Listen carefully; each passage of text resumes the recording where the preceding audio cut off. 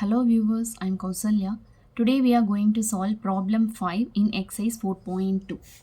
The problem is the altitude of a right triangle is 7 cm less than its base. If the hypotenuse is 13 cm, find the other two sides. So here the altitude is nothing but height. So the height of a right triangle is 7 cm less than its base. So first draw a right angle triangle. This is your base and this is your height and this is your hypotenuse. The value of hypotenuse is directly given. So just write it as 13 cm.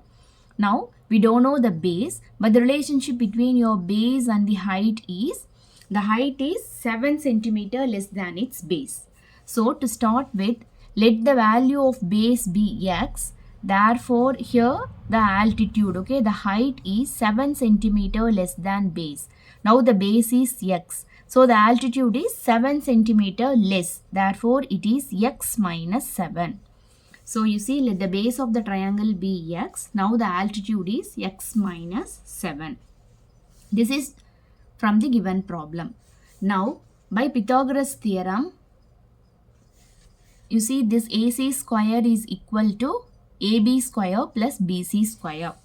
So here, just even you can write AC square is equal to, here it is written as BC square plus AB square. Now just substitute the values.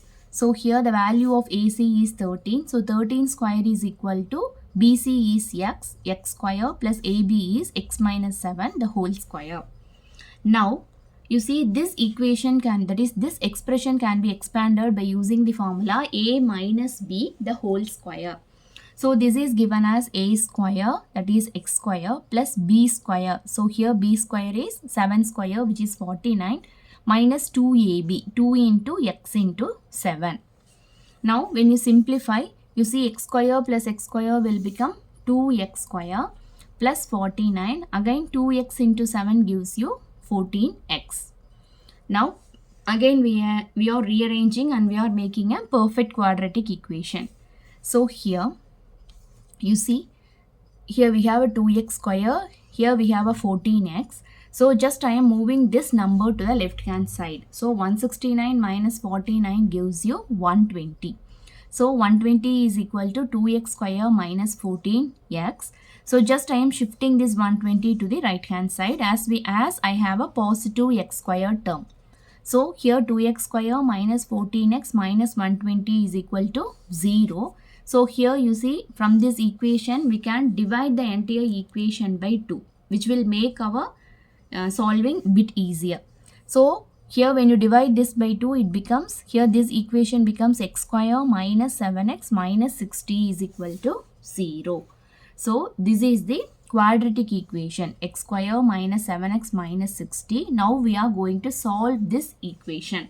Again, when you multiply two numbers, you should get minus 60, and when you add those two numbers, you should get minus 7. So now we are going to find the factors. So here you see 60, I am starting with 2, so it is 30. Again when you divide by 2, it is 15. When you divide by 3, here it is 5. So 60 can be written as 2 into 2 into 3 into 5. So now we are going to make two numbers in such a way that when they are multiplied, it should give minus 60, and when they add, it should give minus 7.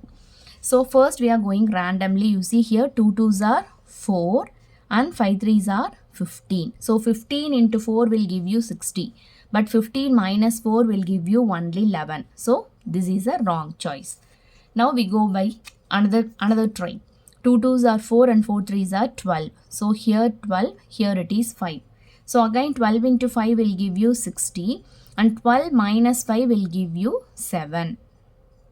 So now we are going, that is we are selecting this option. So again you see, when you look at the sign, here you need a minus 7. Therefore here you have to select minus 12 and plus 5. So minus 12 plus 5 gives you minus 7, and again minus 12 into plus 5 gives you minus 60. So here now we are splitting this middle term. So write the first term as such, and here this minus 7x can be written as minus 12x plus 5x, and here this last term minus 60 equal to 0. So when you look at the first two terms, we can take x outside. So when x is taken, the remaining parameters are x minus 12. And here in this case, when you take 5 outside, again here we have x minus 12, which is equal to 0. So while solving a quadratic equation, it is always mandatory that you should have the same terms here and here. Now when you take this x minus 12 term commonly outside, the remaining terms are x plus 5. Therefore here we have x plus 5 into x minus 12 equal to 0. Again, when you equate these terms to 0, we are ending up with x equal to minus 5 and x equal to 12. So among these two options, now just tell me which option to be considered. So here we are discussing about the side of the triangle. So here the sides of the triangle should be always positive. So here we are selecting the value of x equal to 12 and not as x equal to minus 5. So when x is taken as 12, what about the height? Height is nothing but x minus 7.